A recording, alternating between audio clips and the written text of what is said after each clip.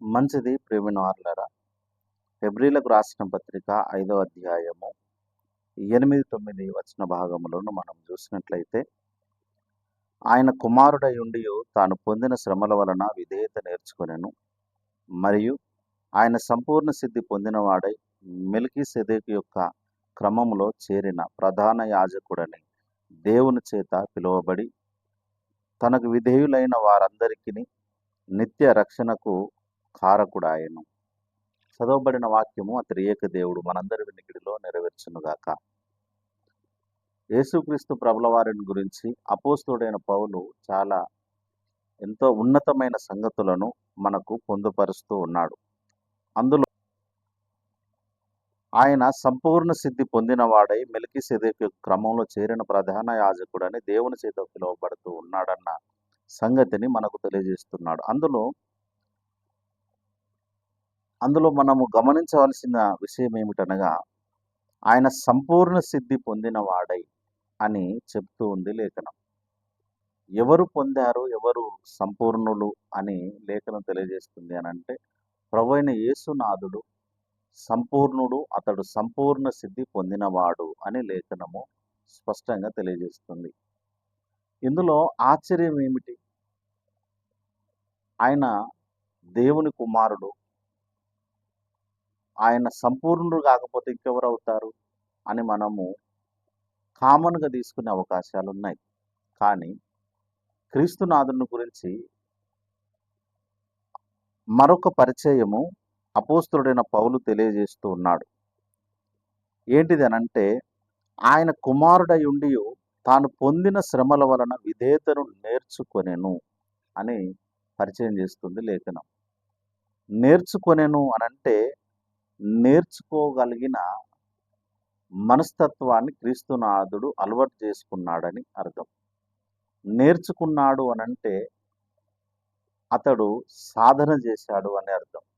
నేర్చుకున్నాడు అనంటే అతడు ప్రభువైన యేసునాథుడు ప్రాక్టికల్గా దేవునికి దైవత్వమునకు తగిన అవలక్షణాలను అలవాటు చేసుకుంటూ ప్రాక్టికల్గా సాధన చేస్తూ ఆయన ఒక అనుభవంలోనికి వచ్చి సంపూర్ణ సిద్ధి పొందినవాడు. అతడు సంపూర్ణ సిద్ధి పొందాడు అనంటే పుట్టగానే సంపూర్ణుడు కాలేదు, అలాగని అతనిలో మలినము లేదు. కానీ సంపూర్ణ సిద్ధి పొందడానికి ప్రభువైన యేసునాథుడు సాధన మొదలు పెట్టాడు, అందులో అనుభవాన్ని సంపాదించాడు, ఒకనాటికి సంపూర్ణ సిద్ధి పొందిన వాడయ్యాడు.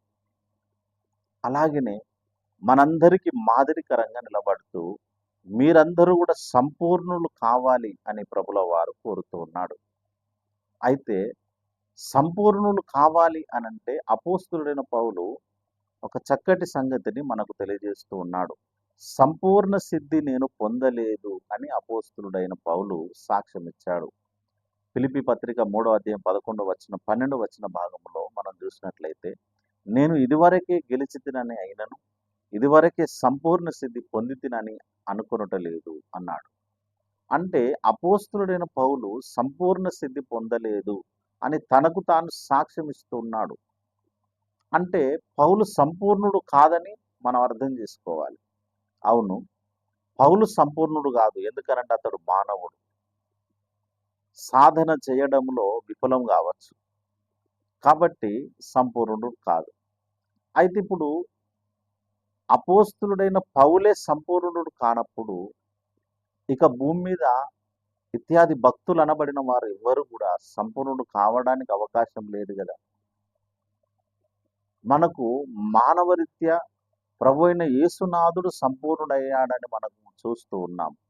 కానీ ఒక భక్తుడైన కనీసం మంటితో చేయబడిన మానవ మాత్రుడు, మాదిరి పురుషుడుగా మనందరికీ కనబడుతున్న అపోస్తలుడైన పౌలు కూడా సంపూర్ణుడు కాలేదు అనంటే ఇక భూమి మీద ఏ మానవుడు కూడా సంపూర్ణుడు కావడానికి వీలు లేదని మనం అర్థం చేసుకోవాలి. మన నిజానికి సంపూర్ణులు కాలేరా అంటే ప్రియులరా, తప్పకుండా సంపూర్ణులు అయి తీరాలి. ఇది దేవుని చిత్తం.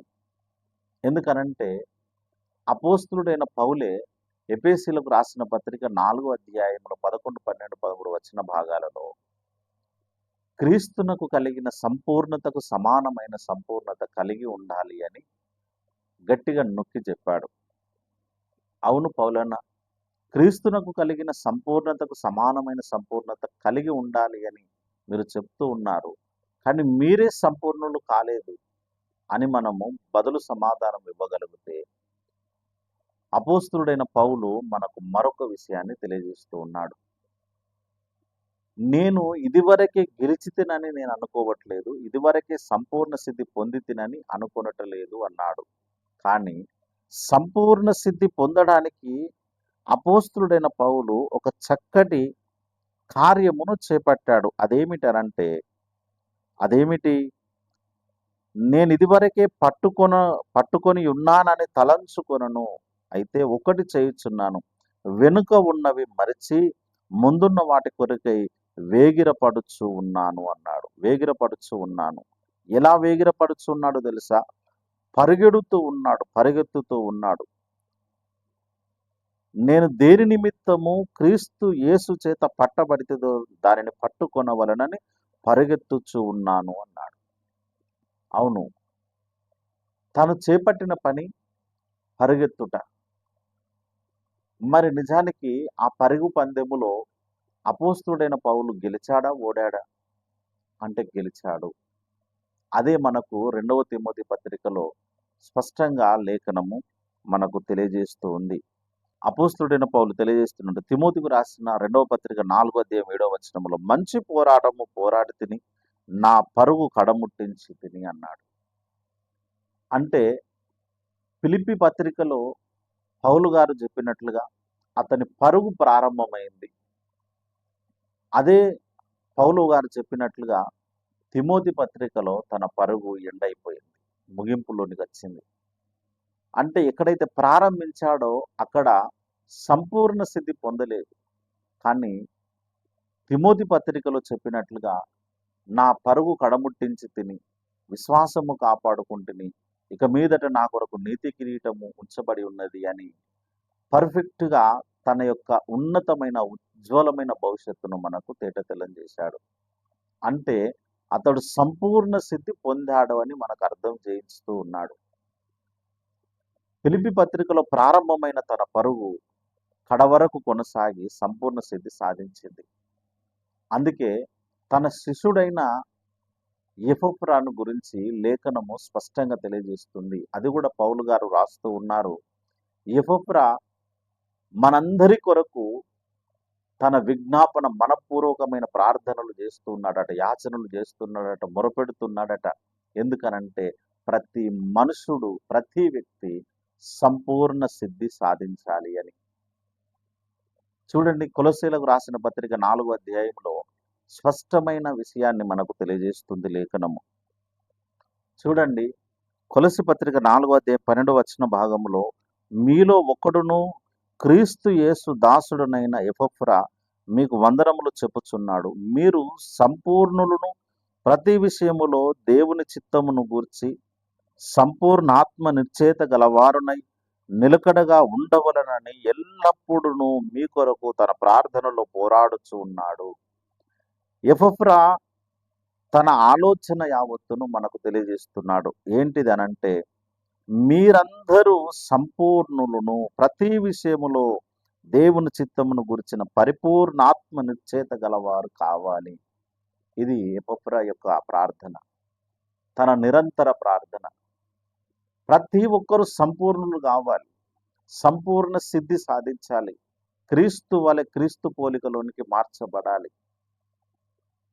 ప్రేమైన వారలారా, ఎపఫ్రా ప్రార్థిస్తున్నాడు అనంటే అతడు కూడా సంపూర్ణ సిద్ధి సాధించి ఉండాలి. ఎందుకంటే మీరందరూ సంపూర్ణులు కావాలి అంటున్నాడంటే అతడు అది వరకే సంపూర్ణుడయ్యాడు. తన గురువు, తన ఆత్మీయ తండ్రి, ఆధ్యాత్మిక గురువు, ఆత్మీయ తండ్రి అయిన అపోస్తులుడైన పౌలును పోలి నడుస్తున్న ఎపఫ్రా కూడా అపోస్తులుడైన పౌలు వలె సంపూర్ణ సిద్ధి సాధించడానికి ప్రయత్నం చేశాడు. అతడు సంపూర్ణుడయ్యాడు. అలాగే మనందరినీ సంపూర్ణులుగా చేయాలి అని కంకణం కట్టుకొని ప్రార్థన చేస్తున్నాడు. ఇలాగా మనందరము సంపూర్ణులు కావడానికి లేఖనము గట్టిగా నొక్కి చెప్పినట్టుగా అందరూ సంపూర్ణులు కావాలి. అందరూ క్రీస్తునకు కలిగిన సమరూపములోనికి మార్చబడాలి. ఆయన రాకడకు మార్గము సిద్ధపరచబడుతుంది. అప్పటి వరకు పరలోక నివాసిగానే ఉంటాడు. ప్రతి మనుషుడు సంపూర్ణుడు కావాలి. ప్రతి వ్యక్తి సంపూర్ణత సాధించాలి. కానీ ఈనాడు నేను సంపూర్ణుని కావాలి, నేను సంపూర్ణురాలును కావాలి అని పురుషుడు గాని, స్త్రీ గాని ప్రయత్నం చేయట్లేదు. సంపూర్ణ సిద్ధి కొరకు ప్రయాసపడటం లేదు, పరిగెత్తడం లేదు. పరుగులో మరి అలుపెరుగని వీరులుగా పేరు తెచ్చుకోలేకపోతున్నారు. అస్తమానము మందిరానికి వచ్చామా, వెళ్ళామా, మరల ఆదివారం వస్తుంది, మరల మందిరానికి వస్తాం, వెళ్ళాం. ఇలాగ రొటీన్‌గా రావడం, పోవడము, తిన్నామా, పడుకున్నామా, తెల్లారిందా అన్నంత రొటీన్ జీవితాన్ని కొనసాగిస్తున్నాడు క్రైస్తవుడు. కానీ సంపూర్ణ సిద్ధి వైపు ఎప్పుడైతే పరుగెత్తగలుగుతామో, ప్రతి అడుగడుగున నేను సంపూర్ణత సాధించాలనే కాంక్షతో భక్తిని చేయగలుగుతారో, ఒకనాటికి ఆ కోరిక సంపూర్ణమవుతుంది. ప్రతి మనుషుడు సంపూర్ణ సిద్ధి సాధించగలుగుతాడు. ఆ సంపూర్ణ సిద్ధి కొరకు ప్రయాసపడిన ప్రతి భక్తుడు దేవుని చేత మన్ననలు పొందగలుగుతాడు. పరలోక రాజ్యములో ఒక ఉన్నతమైన స్థానములో ఉండగలుగుతారు. ఆ ప్రయత్నానికి తప్పక ప్రతి ఒక్కరూ నడుము గట్టి బిగించుకొని ముందుకు కొనసాగి పరిగెత్తగలిగితే సంపూర్ణ సిద్ధి సాధించగలుగుతాం. ఆ సంపూర్ణత వైపు మనందరము సాగి వెళ్ళడానికి ప్రయాసపడదాం, ప్రయత్నం చేద్దాం, సక్సెస్ పదములో ముందుకు కొనసాగుదాం. అట్టి కృప త్రియేక దేవుడు మనందరికిచ్చి నడిపించునుగాక. రండి ప్రార్థన చేసుకుందాం.